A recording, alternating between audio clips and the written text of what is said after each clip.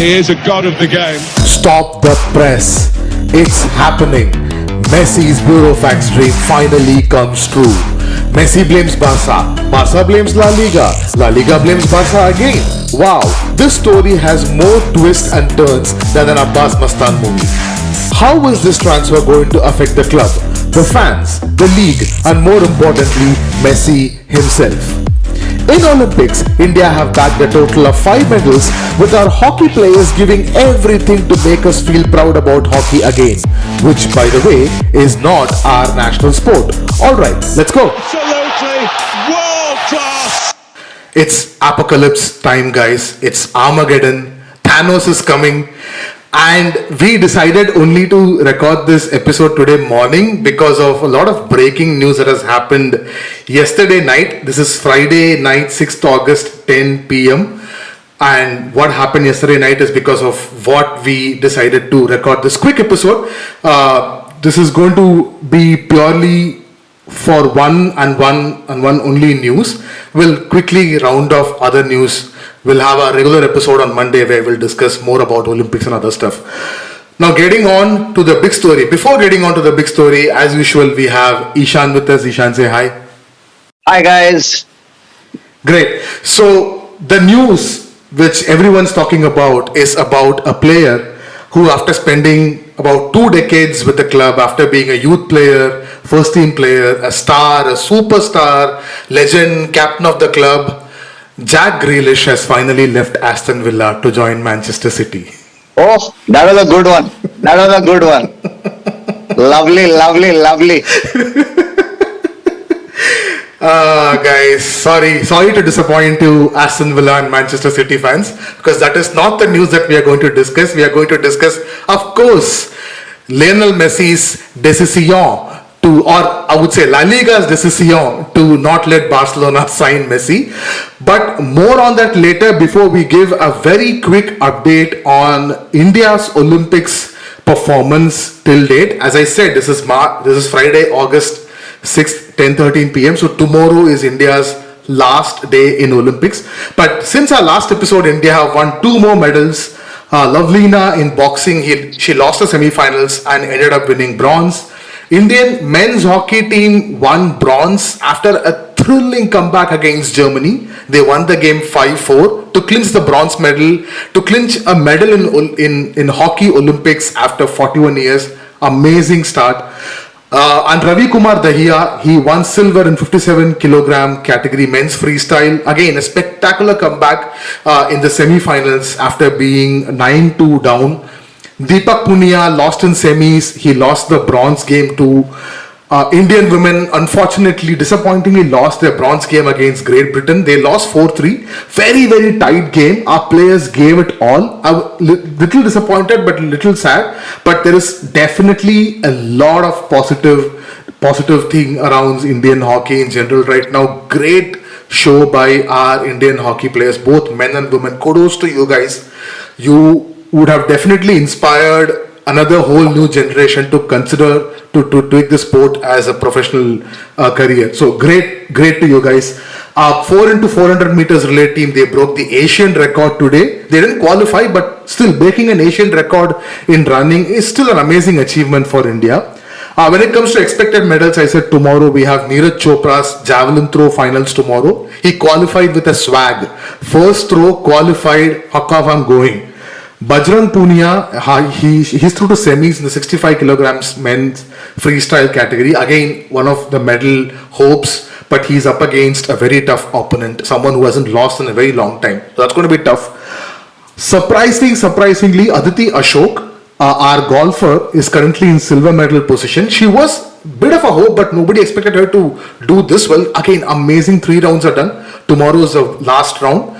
And if she holds on to a position, we got 1 more medal. So that's about it for the Olympics roundup. Ishan, any quick word on India's Olympics performance so far? I think nothing more to say other than hockey. I'm so proud of both teams, especially the men's team. It was a tough game and it was dramatic. It's like one of those Chuck the India moments where we were never going to win and then we won a medal in the end, and the celebrations were there for all to see.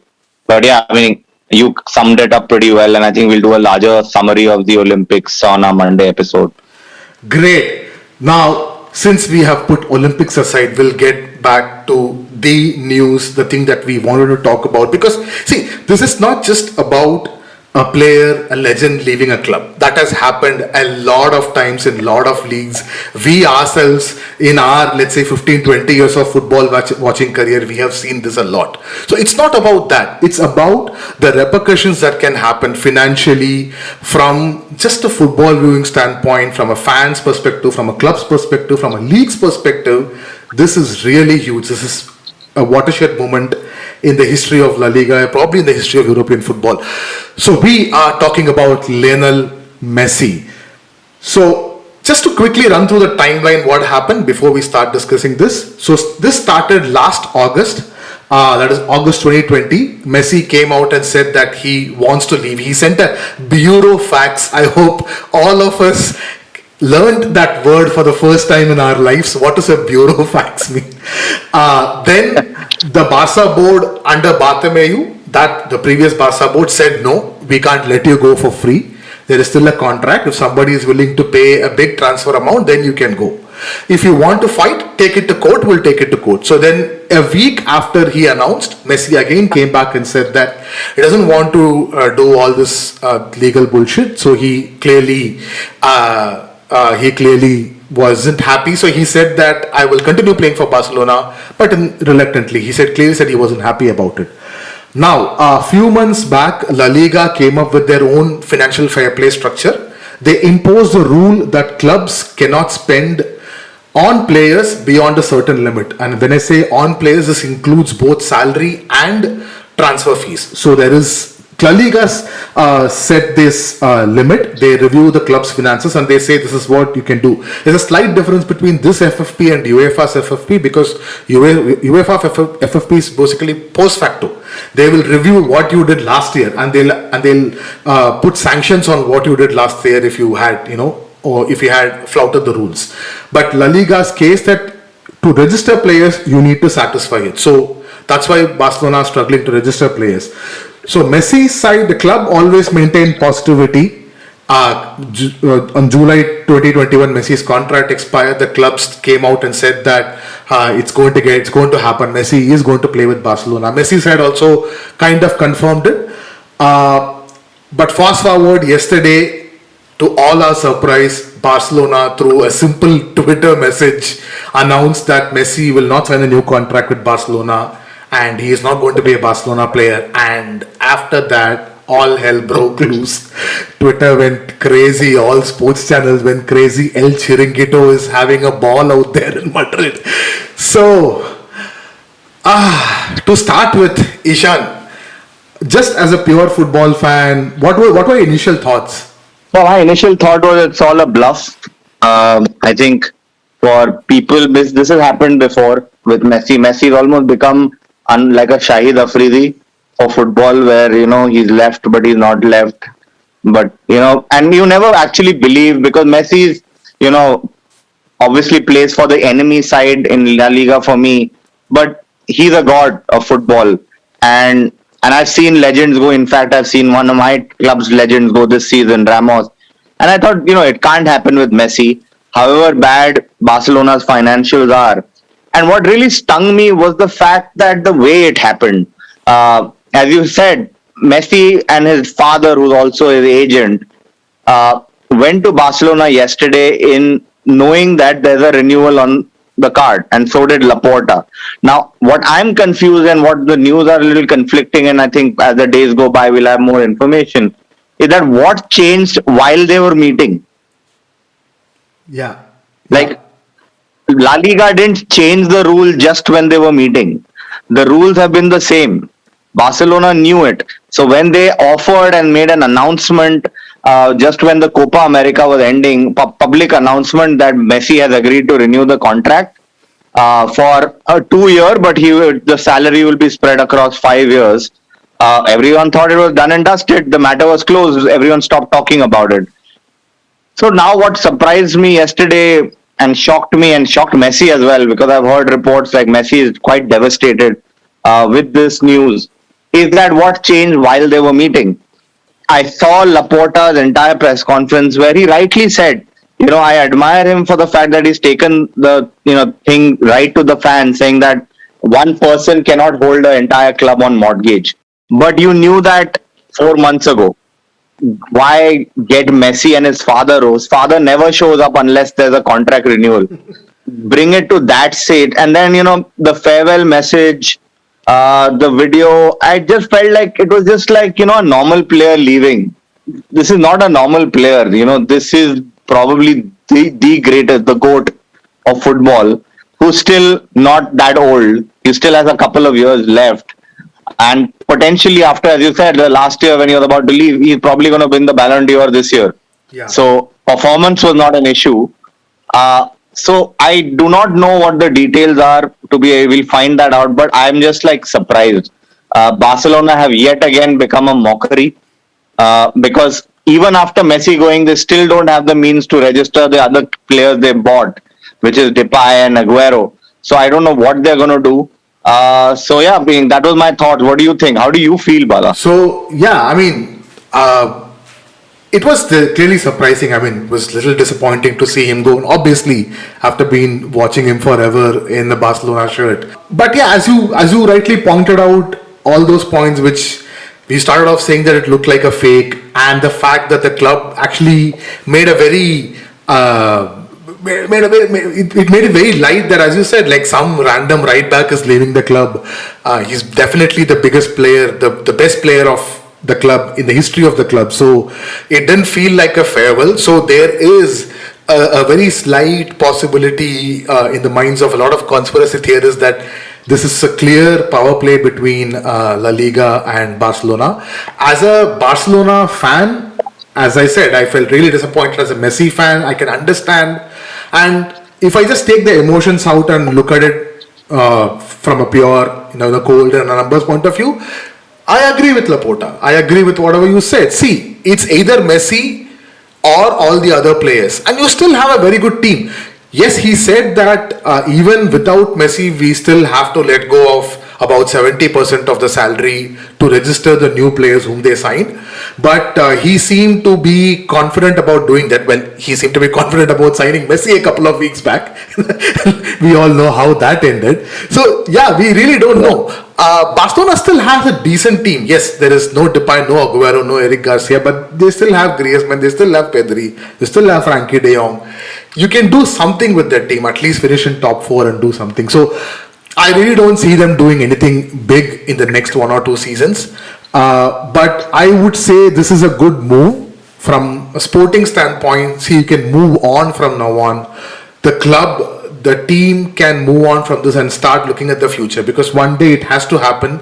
It's like ripping off a band-aid. No matter how slow you rip it off, it's going to pain. So just rip it off. Suffer it for like a year, and then like you will definitely heal after that. So I would say better. And from Messi's standpoint, it's better because see, he seems to, I had a feeling that after he won the Copa America, that in his head he has achieved pretty much whatever he wanted to achieve as a player, and he might look for a new challenge, or he still has one realistic shot on the World Cup. Argentina still has more than a decent side to compete in the World Cup, to challenge for the title. So why not like join a club where you get good money, where you don't have to play really tiring football. You have a great supporting cast around you to run for you, to do the stuff for you, and you will be playing with 2 of your own Argentina players for a longer time, so that like your chemistry can work for the national team. I don't know. I'm just spinning out conspiracies. Are you just directly saying that he's joining PSG without even a rumor?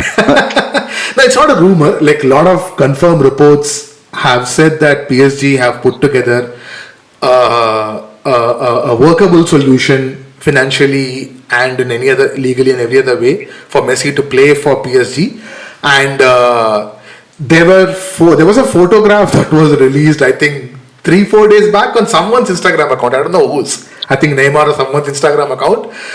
Messi in Ibiza with Di Maria, Paredes, Neymar, Verratti, and yeah, these 4 guys chilling. I don't know. They have been spending time together in Ibiza for 4-5 days. Do you think that they would not have never spoken about this? So it all sounds fishy. But yeah, as I said, if now let's look at from the league side. We spoke about the club side. Let's look at from the league side. From La Liga's point of view, how big a loss is this? So I think the entire, by the way, before I start that, the one thing I never thought I would see in my life and which I might see is Messi and Ramos playing for the same club. I feel really bad for the PSG captain, whoever that is right now, where you have Messi and Ramos in a team and you're still wearing a captain's armband. Who is their captain, by the way? I don't even know. Thiago Silva also left. I think it's Verratti. Verratti, yeah, could be. He is the senior most player there. Yeah. Anyways, moving on. Sorry, continue. Yeah. So I think this all came about yesterday when La Liga announced that they have signed a deal worth $2.5 billion euros with a private equity firm, CVC, which basically gives every club an influx of about 200 to 230 million euros for their clubs. But it takes away 10% of their revenue quota year on year. Now, Real Madrid, at the same time this Messi drama was going on, released a public statement that this is the first time they've ever heard of this idea, and they absolutely reject it. Because think of it from clubs with the stature of Barcelona and Real Madrid, where they have their own dealings going on, where revenue comes from a lot of other things other than football. To suddenly let go of 10% of that when anyway there's an economic problem, nobody would be comfortable with that, let alone Barcelona or Real Madrid. So this drama is all coming from money. It's money at the end of it. La Liga, whatever you say, they put in a hard line, but they had to. I think I discussed this couple of episodes ago. When Tebas joined, by the way, the president of the Spanish FA, joined, all Spanish clubs were in financial strife because everyone was spending way more than they could afford. Example, Valencia, Sevilla, for example, they were going to go broke. He put in a hard line, put in his own FFP in a way where clubs can only spend a amount that is directly proportionate to the revenue they've earned within the same year, not the previous year. So that's where Barcelona has significantly fallen short. As everyone knows, they're about $1.5 billion in debt. 80% of their salary, the revenue goes in salary. And with signing Messi for 2 years, but paying him for 3 more years, it just doesn't make sense. So that's the background. Now, talking about the impact, ESPN just bagged a deal with La Liga. What will happen to that deal once Messi is not there? It was interesting that I saw a segment just about half an hour or 40 minutes before the Messi announcement that ESPN backed the Bundesliga deal. Could they have known? Could they have made an immediate push for another league? I don't know. But you never know. They might back out if Messi leaves. You might see, if he goes to PSG, you might see the Liga getting a ESPN deal. Because Messi is business. I was seeing a video, Messi contributes about 20 to 25% of Barcelona's revenue year on year. Now, that is massive. So there's huge implications in La Liga. It's also going to result in a trickle-down effect all across Europe. Messi, for example, joining PSG, how will they afford it? They'll have to let go of players like 5 days before a season starts. Who are the players who can go? Clubs will buy? Mbappe. Do you want to let go of Mbappe at half the value you thought they would let go of? All of those things are to be thought of. And so it's going to be big. It's not just Messi leaving Barcelona. It's going to be the impact going to be felt across Europe. Yeah. And but a point you made very important is Barcelona still have a very good team. So the fans, although yes, it's horrible that Messi leaving, and even without Depay and Aguero, they still have a very good team. Griezmann, in fact, has been playing really well in pre-season. So that way, you don't need to worry about it. But yeah, performance. If they start blowing up, results in the beginning, it's going. Laporta's not going to last very long. That's where the main thing is, and La Liga starts next weekend, I believe. So all Yes. eyes will be on how Barca is going to start.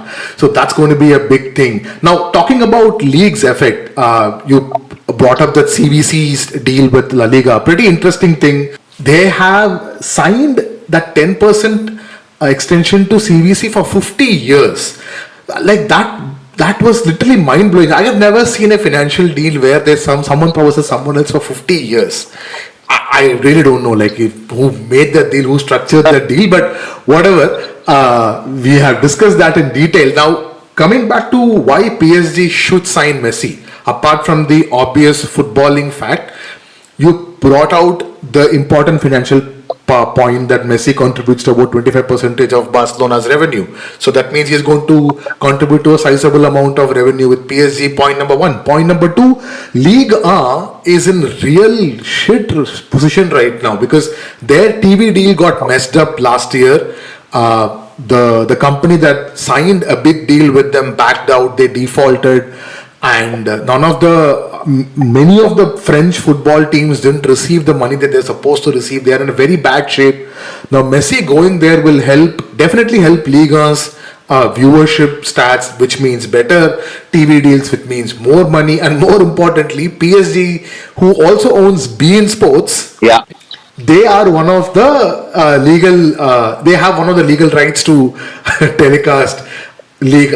So it's a great financial deal for PSG if they manage to pull this, but all eyes are on is right now. And- Everyone's not blinking it because this. And sorry, just to add to that, this is the best time for PSG to get Messi because he has no cards to play. There's not too much negotiation Messi can do for any package PSG work out for him right now. And that's really sad. You never want to see, one of the greatest player be in this situation, but that's business and that's the reality of football today. So, PSG can be very smart about how they structure whatever offer if they are going to give an offer to Messi. And Messi might not have too many options to say, too much room for negotiation. So this is I think a win-win for PSG because adding Messi, if there ever was a title push for the Champions League, it has to be with Messi in the team, right? Yeah. Also, if you look at above La Liga, above Ligue 1, even UEFA will be watching this closely because if Messi fails to sign an agreement with any of the club before end of August, before 1st of September, teams cannot register Messi as a player in Champions League, which means Champions League is going to lose 6 months of Messi. Now, how much loss that's going to be? It's, as I said in the beginning of the episode, this is not a simple player leaving a club. This will have ripple effects all over the world. That's why we wanted to record this today. But it goes to show how badly Barcelona botched this over the years. There is no hiding away from that fact. In all this, yes, Laporta tried his best. Now we don't know how much he tried, what went behind the scenes. We can only speculate. We don't know. But one thing is very clear that Bartomeu is going to get crucified, bro. I'm telling you. Bartomeu is probably one of the most hated men in Barcelona right Probably now. nahi. Probably. Remove the word probably.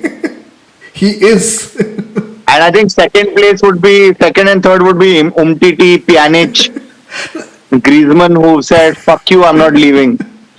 So yeah, it's going to be interesting this season. In 2 weeks' time, LaLiga is going to start, and I also believe, again, rounding off the whole point, it's better that Barcelona take a call and move on because, as I said, 2 weeks still to start the league, so they can plan for the league. They can plan for. There is still an entire league that needs to be played. There is still Champions League that's going to come. There's still a lot of on-field football action that's left for the season, for the entire season. So people have to turn their focus towards that, and I'm fine with it. I can live with it. I mean, 672 goals, 34 trophies, 6 Ballon d'Or. I mean, I don't know. There's never going to be another Lionel Messi type player. I don't think we'll ever get to see someone like Messi or Ronaldo, like that, two levels of players ever. And Lionel Messi always have been associated with Barcelona. So it is going to be really weird not to see him playing for Barcelona. But yeah, as I said, we'll move on. And hopefully we'll see him winning a Champions League with PSG. I don't know. I'm speculating too much. See, this will all blow up so badly. Like by the time you guys are listening to this, everything is done. Messi's back being a Barcelona player. Who knows? The way things are changing in football. I'm worried if we should upload this till Messi actually boards the plane to Paris. Chal, great. But yeah. And see, the reason why we are harping on why PSG will be signing, because Manchester City came out and said openly they can't sign because they have signed Jack Grealish for $100 million, pounds I believe, just yesterday, and they gave him the number 10 t-shirt also. It's a great signing. Manchester City have laid a marker down and said that we are going for this season also. Quick word on that. I think it's a amazing signing for Man City because Grealish is a future superstar. My only worry is that he's been the best player at a club like Aston Villa, no offense to them, but now he's really in the big league. Is he going to be the same player in the big league? But if there ever was a coach to make a player better, Pep Guardiola is your man. Like, look at De Bruyne, look at Mahrez, look at Sterling. So Grealish should probably take full advantage of this opportunity. Yes, the price tag will be a pressure, but I think Grealish is the kind of player who takes pressure in his stride. So I'm really excited to see Grealish.